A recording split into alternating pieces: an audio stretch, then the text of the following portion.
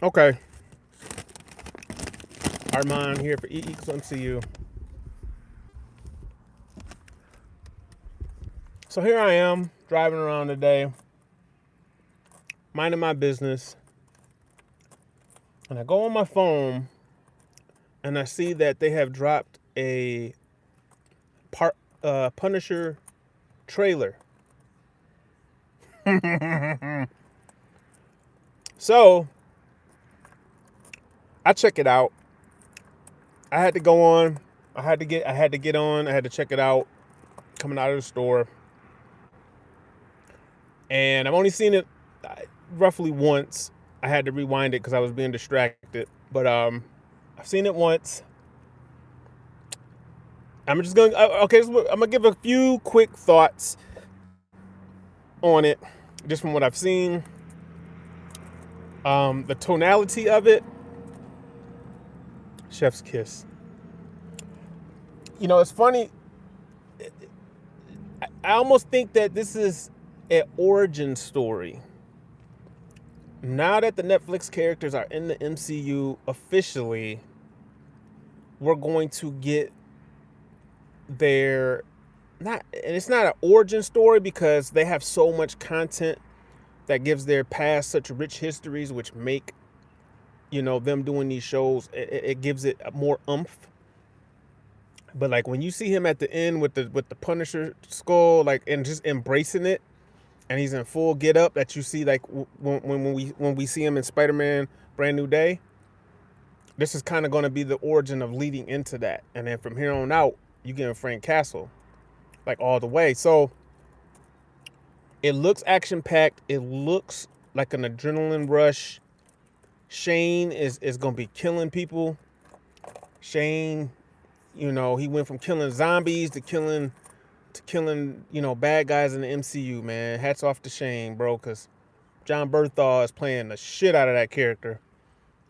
I and it's one of those things. I don't even think he's like that in real life. Like I don't even think he's how he's portrayed of Shane and Frank Castle. I think he's a little, I think he's he has to be like that to an extent, but he's not like how you would think he would be like that. So he's playing the shit out of these characters because he basically just took Shane from Walking Dead and 2.0'd him to Frank Castle. And it works. It works. The little girl, the family, like, that's the kind of stories you want to see with the Punisher. Like that's his motivation. That's what gives him to right to kill in a sense and what he's doing. And it's totally different than like with the Daredevil who's kind of struggling with that now. Man, it's that Punisher one special. That's one last kill is gonna be something. I'm gonna tell y'all that right off the bat.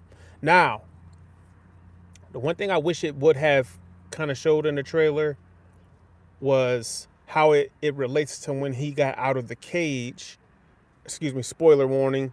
When he gets out of the cages at the Red Hook that the Kingpin had him in, at the end of Born Again season 1, he gets out of that cage. It doesn't sound like this is going to pick up with that, or even like I wonder how they're going to bridge it. I guess is what it comes down to, because they probably mention it or start at that point and then set him up for Spider-Man, which is what you want him to do ultimately. And it looks like that's what they're probably going to do. But I didn't see anything in the trailer that hinted towards the AVTF or whatever. I always mess their name up. It don't matter.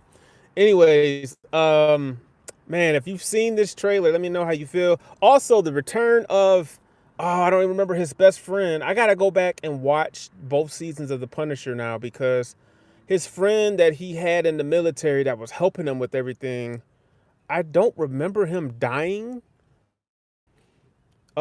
In I don't remember him dying in The Punisher season 2, but maybe he did and I just forgot.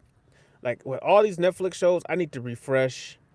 I really, really, really need to refresh on almost all of them because I'm a little hazy now. I'm fresh on Jessica Jones. I just rewatched it.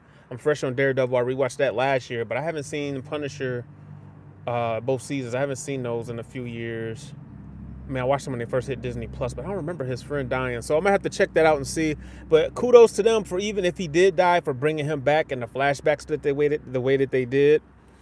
Kudos to John Bernthal for that, because that's all of this is all John Bernthal, man. He's the one that went and told Disney he wasn't coming back unless they was gonna do X, Y, and Z. To me, he seems like he'd be a good person to work with, a good friend to have in the industry. Like, he's just a man of his word. He's a man of integrity. He's like the Dawn Staley of the MCU. She's a woman. She is of integrity, and she'll make people sore losers around her, and they'll lash out and show their true character. So shout out to anybody who knows what I'm talking about. And shout out to Dawn Staley for standing on business. Shout out to John Bernthal for standing on business. Shout out to Vincent D'Onofrio for standing on business, and shout out to Charlie Cox for standing on business, because if it was not for integrally those three, we wouldn't be getting any of this. It would all be potentially different and all effed up. So shout out to them. Shout out to the MCU. Let me know how you feel about the trailer down in the comment section. Make sure to like, share, and subscribe. Hit that bell for notifications. And till tomorrow, y'all. Peace.